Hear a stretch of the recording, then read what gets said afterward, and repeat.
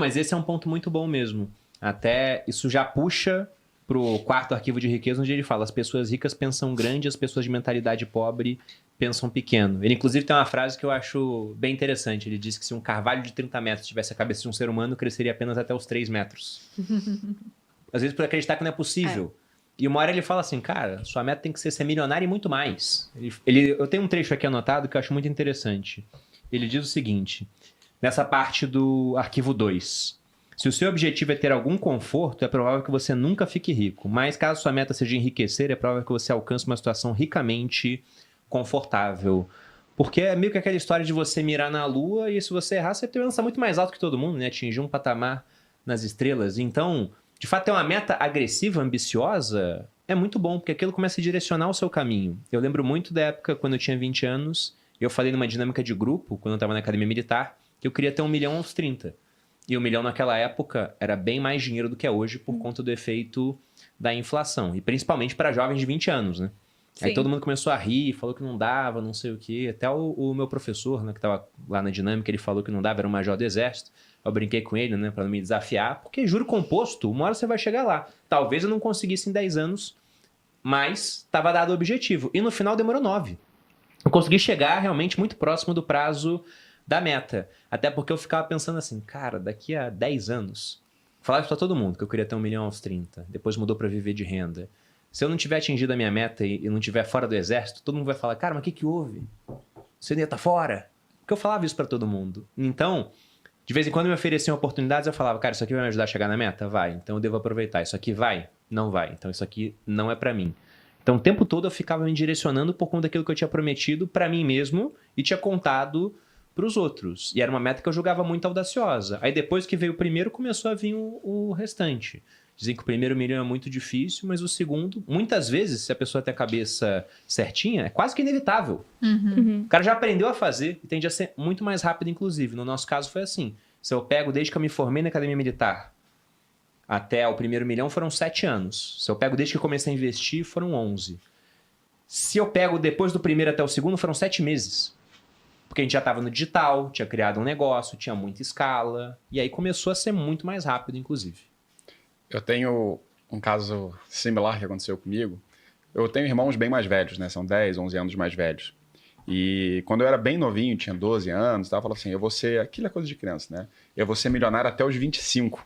Você falava isso? Falava, até os 25. E aí, quando eu tava indo fazer 26, a minha cunhada, né? A Clara, não sei se tá assistindo aí, você, Clara. Ela falou assim, e aí, conseguiu o seu 1 milhão? Você tinha acabado de formar, né? Não, eu formei um pouquinho antes. Tava trabalhando, na verdade, com 26, eu tava fundando a Portfel. É mesmo? É. E eu falei assim, ainda não, espera só mais um pouquinho. E aí, 2 anos depois, 2 anos e pouco depois, eu cheguei no primeiro milhão, né? E depois isso foi avançando e tal. Então, eu tinha dos 25, e foi isso que você falou, que aquela ansiedade de falar assim, cara, eu vou conseguir. Cunhado, né? Cunhado é sempre um problema, né? Fábio, se estiver assistindo isso também. Mas, e o outro ponto, fala também, desculpa, mas muito sobre mentalidade, foi aquilo que a gente já falou várias vezes. Desde pequeno eu falo que quero ser rico, né? Esse é um exemplo desses. E em determinado momento eu passei de milionário para bilionário, porque eu não sei, eu sempre tive essa vontade de ser bilionário. E sempre falei isso publicamente. E ao longo da vida, eu fui, de certa forma, rechaçado várias vezes por esse pensamento. Mas por que isso quer dinheiro? Dinheiro não vai resolver os problemas da vida. Por que você quer dinheiro? Por que você quer? Por que você é tão ganancioso? Porque dinheiro não muda a sua vida. Dinheiro não é tudo. Eu falei, mas eu nunca falei que era. Eu só tinha um objetivo financeiro. Por que as pessoas têm tanto incômodo de você simplesmente falar que seu objetivo é alto, é grande? E eu lembro que quando eu entrei no grupo, o Perini sabe bem, né? Uma das perguntas de uma pessoa que estava no grupo... Não, foi, né? Quando você entrou, foi quando a gente se conheceu. Para ver se ia rolar negócio, entendeu? Exato. Na entrevista, ela perguntou assim, mas quais são os seus objetivos de vida? E geralmente você espera uma resposta filosófica, né? Eu falei, eu quero ser bilionário. Na verdade, eu quero ser mais bilionário do que os bilionários.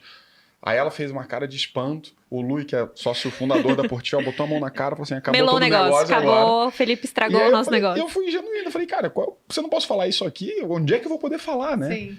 E aí o Perini falou assim, não atrapalha ele não, a gente vai chegar lá junto. Aí eu falei assim, putz, cara, eu tô no lugar certo. Mas é difícil ter pessoas com essa mentalidade. Até hoje, quando eu falo do bilhão, Apesar de já ter passado uma barreira importante de valor patrimonial, as pessoas ainda falam assim, mas bilhão é muito, por quê? Relaxa mais, aproveita a vida. Mas quem disse que eu não tô aproveitando a vida, pô? Eu tô. E também quero ser bilionário. Então é um pouco disso. As coisas não são excludentes. Que ele fala muito sobre mentalidade. Ou você não é rico ou feliz. Na verdade, se você é rico, normalmente você quebrou uma barreira importante da vida e tem mais chance até de ser feliz, né? Não, ele escreve aqui, eu tenho anotado o trecho, na minha edição tá na página 57. Ele bota, ó, o dinheiro nem é assim tão importante. Se você falar isso para o seu cônjuge, você não é assim tão importante, quanto tempo ele ficará ao seu lado? Perfeito. Então o dinheiro é importante pra caramba. O único ponto é que, o amor é mais importante que o dinheiro. Pô, mas isso não tira a importância do outro, entendeu? É quase como falar, meu braço esquerdo é mais importante que o direito. Mas ambos são muito importantes. E você tem até estudo científico comprovando que mais dinheiro, até certo ponto, é igual mais felicidade, mais bem-estar. Tem aquela pesquisa que o Kahneman fez lá atrás, ganhou um Nobel, inclusive, já está falecido agora, que ele falava que, olha, se você tem R$0, não era dólares, né? Você tem $0, você começa a ter $1, bom, você está um pouquinho mais feliz do que antes. Começa a ter 10 mil, cara, agora você pode pagar por melhor educação para você mesmo, para seus dependentes, melhor saúde, mais conforto, você está mais feliz. Até uma hora que chegava num patamar onde ele dizia, desse ponto em diante, e a quantia lá atrás, se não me engano, era 70 e poucos mil dólares, mas é de 2010, então tem que atualizar pela inflação. Mas desse ponto em diante, você ainda tem acréscimos, mas são ganhos marginais decrescentes, ou seja, ganhos pequenos cada vez menores. Só que depois um pessoal foi lá e refutou o que o Kahneman falava, e dizia, não tem limite. Aí fizeram outro estudo para falar, não, então, veja bem, realmente talvez não tenha. Porque com mais dinheiro você resolve muita coisa. E até para aquilo que você não resolve, pelo menos você pode pagar por um melhor remédio, cara. E na verdade o dinheiro, ele deixa de ser desimportante quando ele não faz falta, né? Quando ele não tá ali. Quando tem então, muito. Porque quando a minha preocupação é a escola do meu filho ou o remédio que eu vou comprar pro meu marido sobreviver mais um tempo, eventualmente uma doença, alguma coisa do tipo, ele ocupa a maior parte do seu tempo, dos seus pensamentos.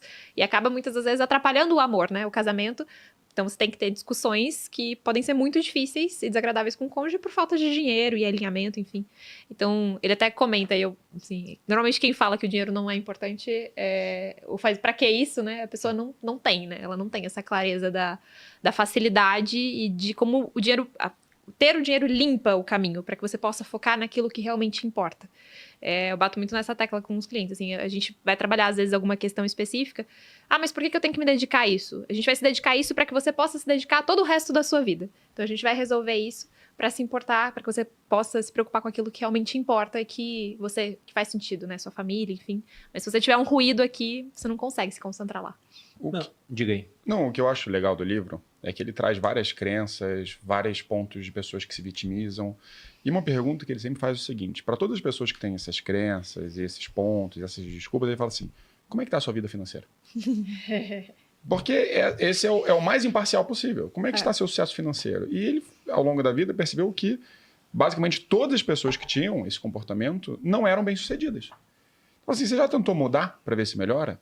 Então, acho que um dos pontos que tem é o seguinte, se as coisas não estão funcionando para você, e até o que ele fala que aconteceu com ele mesmo no livro, né, que ele era muito teimoso, não mudava a cabeça, se você está mal financeiramente, por que não tentar mudar o pensamento?